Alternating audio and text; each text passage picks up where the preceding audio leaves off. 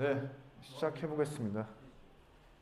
전자기기 제거, 블루투스 이어폰 제거. 예, 피아노 게임 하지 마시고요. 오늘 간단하게 보죠. 간단하게.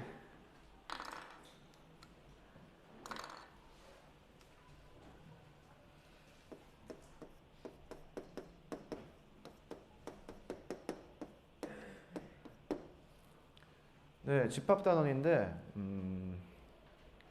수학적 용어와 우리가 일상적으로 사용하는 용어가 좀 차이가 있어요.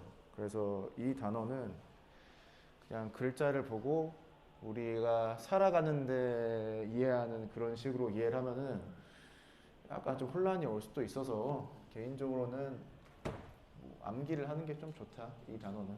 그런 말씀을 드리고요. 175페이지입니다. 네, 그 가운데 굵은 글씨 보이죠? 집합이 있고 원소가 있는데, 집합 기준에 따라 대상을 분명하게 정할 수 있을 때 그 대상들의 모임을 집합이라고 한다.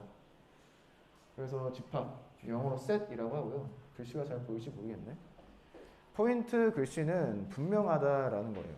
예, 분명해야 돼요. 예, 누구도 그 의견이 다르면 안 됩니다. 예시를 들어드리긴 하겠지만, 네, 분명해야 된다. 기준이 분명해서 그 대상을 명확하게 구분할 수 있어야 된다. 이렇게 이해하면 될 것 같고요. 집합을 이루는 대상 하나하나를 그 집합의 원소라고 한다. 원소. 집합은 무엇으로 구성되어 있다? 원소로 구성되어 있다라는 거고, 원소는 영어로 엘리먼트라고 하죠. 엘리먼트. 네, 한번 스펠링을 찾아보시고요. 간단한 기호에 대한 설명, 기호. 여러분들 혹시 괄호라는 말 들어봤어요? 괄호. 자, 소괄호가 있고, 중괄호가 있고, 대괄호가 있죠. 소괄호는 이런 걸 소괄호라고 하고, 중괄호는 이런 거, 대괄호는 가로가 아니고 괄호입니다. 예, 조심하시고요. 자, 집합을 표현할 때 중괄호를 사용해서 표현을 해요. 예, 그리고 이 사이에 원소를 집어넣게 되는데, 원소는 컴마로 구분을 합니다. 원소는 컴마로 구분을 합니다. 그래서 중괄호 기호를 많이 쓸 겁니다. 기호에 대한 간략한 설명이었고요. 그 아래 보기 있죠? 10의 약수의 모임은 그 대상을 분명하게 정할 수 있다. 기준 자체가 분명하기 때문에 그 대상 또한 분명하게 우리가 파악할 수 있다는 소리고요. 그래서 이 집합의 원소는 1, 2, 5, 10이다. 그래서 10의 약수의 모임을 이렇게 표현할 수 있는 거죠. 집합 기호를 써 나타내면 1, 2, 5, 10. 양쪽 끝에 중괄. 이렇게 해서 집합을 표현할 수가 있습니다. 컴마로 원소를 구분한다라고 했었고, 얘의 집합의 원소는 1, 2, 5, 10. 네 가지가 있다라고 하는 것도 알 수가 있죠. 물론 이렇게 쓰는 건 없어요. 이렇게 쓰는 건 생각하지 않습니다. 같은 것을 중복해서 적진 않아요. 집합을 표현할 때. 그래서 아래와 같은 표기는 이상한 표기다 라고 하는 거 알아두시면 되겠습니다. 그 아래 큰 수의 모임은 기준이 명확하지 않다. 이게 뭔 소리냐면, 누구는 100이 큰 숫자라고 생각할 수가 있고, 누구는 1000이 큰 숫자라고 생각할 수가 있죠. 그래서 여기다 주시고요. 그래서 기준 자체가 불명확하기 때문에 애초에 그 대상도 명확하게 정할 수가 없죠. 그래서 이런 것들을 모아둔 집합 같은 거는 생각하지 않는다. 오른쪽 조그만 글씨 보면 나와 있죠. 특별한 말이 없으면 약수 배수는 자연수의 범위에서만 다룬다. 대학교 가면은 음수 범위까지 다루긴 하는데, 고등학교에서는 네, 자연수 값만 그 범위에서 약수 배수를 다룬다 라고 이야기하시면 될 것 같습니다. 문제 1번에 2번 보면 루트 위에 가까운이 나오죠. 가까운. 가깝다라고 하는 게 불명확하잖아요. 그래서 집합을 생각하지 않는다. 그거에 비해서 10, 이의 약수의 모임이나 2차 방정식의 해 모임은 그 대상이 명확하죠. 그래서 집합으로 생각을 한다. 넘어가 보겠습니다. 기호에 대한 설명이 나오는데요. 우선 왼쪽에 조그만 글씨를 보면 집합은 대문자로 표시를 많이 하고요. 원소는 소문자로 표시를 많이 합니다. 약속이죠. 아래 보면은 그 포크 같은 기호잖아요. 포크. 뭐 삼지창이라고도 할 수 있고 포크라고도 할 수 있는데 그 기호는 이제 엘리먼트에 이를 따왔다라고 되어 있고요. 이탈리아 수학가 페아노라는 사람이 사용했다고 되어 있네요. 관심 있으신 분들은 페아노의 공리라는 게 있습니다. 페아노 엑시엄이라는 게 있는데 그 페아노의 공리가 나중에 배우게 될 그 수학적 귀납법의 그 근본이 되는 그런 공리거든요. 그래서 수학에 관심이 좀 있으면 검색 정도 해보시는 게 어떤가 라는 생각을 드리면서 기호에 대한 설명을 했습니다. 기호. 이런 기호가 있어요. 항상 방향을 이쪽으로 씁니다. 자, 원소 집합이죠. 집합적으로 세 개이 뭐라고 해? 이렇게 아무튼 방향이 향하도록 이렇게 씁니다. 어려운 말로 이야기하면 원소와 집합의 포함 관계라고 했어요. 포함 관계. 첫 번째 쓴 건 이런 거예요. A 원소가 집합 A에 속한다. A 원소는 집합 A에 포함된다. 집합 A는 원소 A를 포함한다. 다 같은 말이죠. 얘를 혼용했을 겁니다. 아래는 같은 기호에 짝대기를 그어놨죠. 얘는 원소 B는 집합 A에 포함이 되지 않는다라는 거예요. 그래서 하나만 잘 알아두면 나머지 하나를 명확하게 알 수가 있는 거죠. 예를 들어서 이 처음에 썼던 집합을 A라고 하죠. 그러면 1은 A에 들어가죠. 그래서 이렇게 표기를 하고요. 3은 A에 없죠. 그래서 이렇게 표기를 한다 라고 이해하시면 되겠습니다. 매우 쉽죠? 네. 그 아래에 문제 2번이 있는데 문제는 쉽게 풀 거라고 생각을 하고요. 유리수 전체 집합을 Q라고 했는데 이 기호에 대해서 잠깐 설명하겠습니다. 자, 자연수 있죠? 여기다 쓸까? 그냥 상식? 자, 자연수를 싹 다 모아둔 집합을 대문자 n을 써서 나타냅니다. 이유가 뭘까? 자연수가 영어로 뭐지? 네, 내추럴 넘버죠. 왜 자연이라고 하느냐, 내추럴이냐. 그냥 하나, 둘, 셋, 넷 세는 걸 옛날부터 했을 거 아니에요. 그래서 자연스럽다라는 말을 붙인 거고요. 그 n을 따와서 자연수 전체 집합을 n이라고 합니다. 자, 정수는 영어로 뭐라고요? 정수. 가끔 그 영어 지문에 나오지 않나? 정수는 영어로 인티저라고 하는데 정수 전체의 집합은 z를 써서 나타냅니다. 얘는 발음이 좀 이상해요. 얘는 독일어 어원이 있는 거여서 번역기 같은 거 찾아서 들어봤는데 뭐 있어? Z가 있어. 찾아봐. 독일어. 자, 유리수입니다. 자, 유리수는 영어로 뭐예요? 예? 역시 나무위키 키에도가 써주세요. 자, 한영고 수학 시간에 이러한 반이 있었다.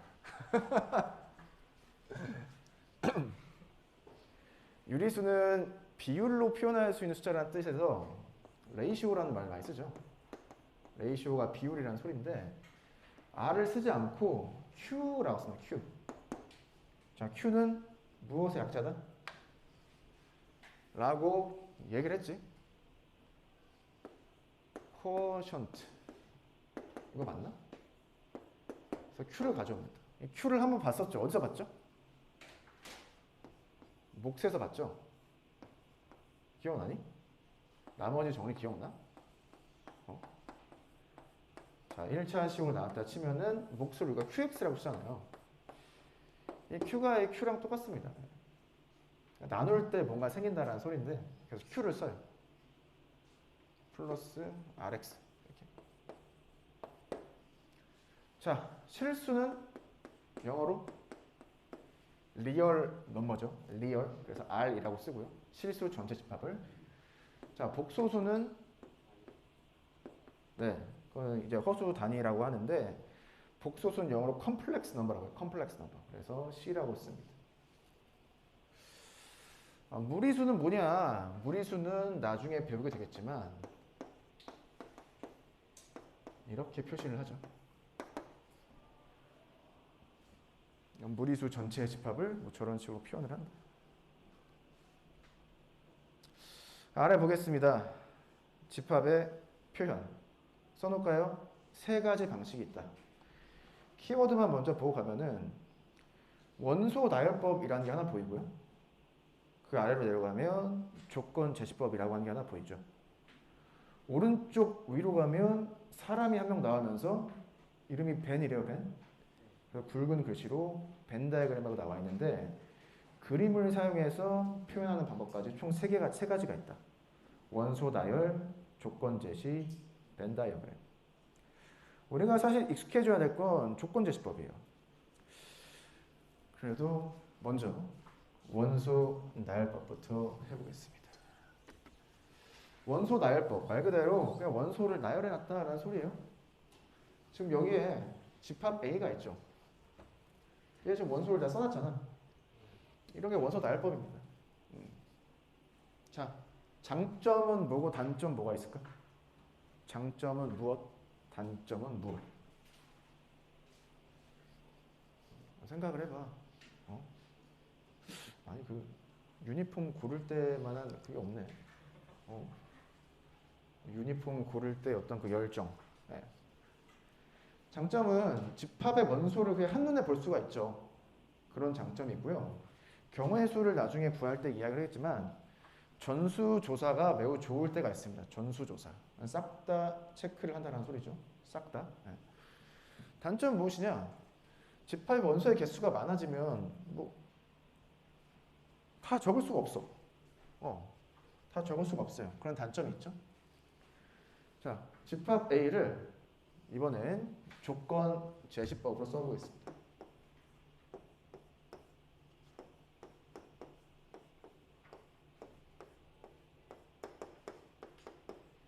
이게 조건 제시법으로 집합을 쓴 거예요. 자, 어떻게 이해하느냐? 자, 이 집합은 x들을 모아둔 집합인데 뒤에 무엇이 붙어 있다?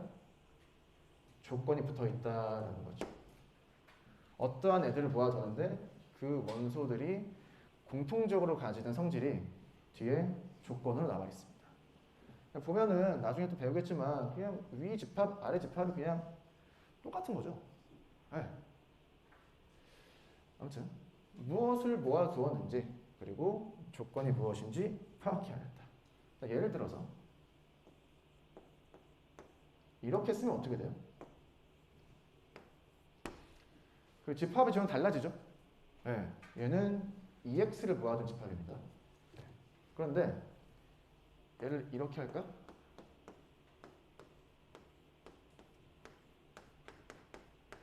이러면 또 어떻게 돼? 위아래 집합, 세 개 집합 다 똑같아지죠. 이런 겁니다. 그래서 어떠한 것을 모아두었는지 그리고 조건이 무엇인지를 잘 체크해 보셔야 된다. 이게 조건 제시법이고요. 그래서 조건 제시법에 보면은 그 원소나열법 그 위에 설명했었죠. 중복해서 쓰지 않는다. 설명 아까 했었고 그 아래 조건 제시법 위에 보면은 공통된 성질이라고 나와 있습니다. 이 조건 제시법의 장점과 단점은 이 원소 나열법하고 이렇게 반대로 생각하면 되겠죠. 지금은 이 조건이 말로 나와 있는데 어떠한 경우에는 수식으로 나올 수도 있고요. 그래서 얘 좀 익숙해져야 된다. 네. 여기에 막 이상한 조건 같은 게 나올 수가 있죠. 우리가 배웠던. 네. 마지막 벤 다이어그램입니다. 집합을 어떻게? 그림으로 표시하죠. 동그라미 하나 그리고 집합 A라고 했으니까 A 써주고요. 이 사이에 원소를 다 씁니다. 얘도 마찬가지로 장단점이 명확하죠. 지금 원소의 개수가 4개밖에 안 되기 때문에 그냥 이렇게 원소를 다 써줄 수가 있는 거예요. 예를 들어서 이런 집합이 있다고 그러죠. 1, 2, 100. 이렇게 했으면 이거 언제 100개를 다 써? 못 쓴단 말이지. 물론 이 경우에는 규칙성이 보여서 땡땡땡 하면은 1부터 100까지의 자연수들을 다 모아둔 집합이라고 할 수가 있는데, 그래서 얘도 마찬가지로 원소의 개수가 적을 땐 다 써보면 돼요. 전수조사의 장점이라고 생각하시면 될 것 같고요.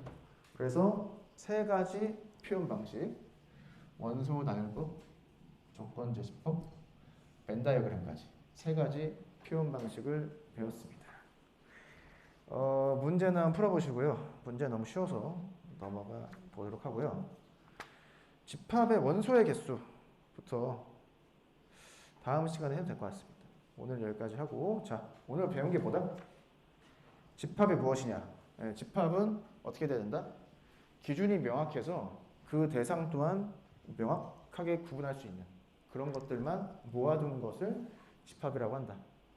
집합의 구성 요소를 원소라고 한다. 컴마로 구분한다. 집합과 원소의 포함 관계에 대해서 기호를 배웠죠. 이렇게 삼지창, 뭐 포크, 뭐 아무튼 편하게 생각하시고 네, 배웠었고요. 집합의 표현 방식 세 가지를 배웠다. 이렇게 마무리를 하도록 하겠습니다.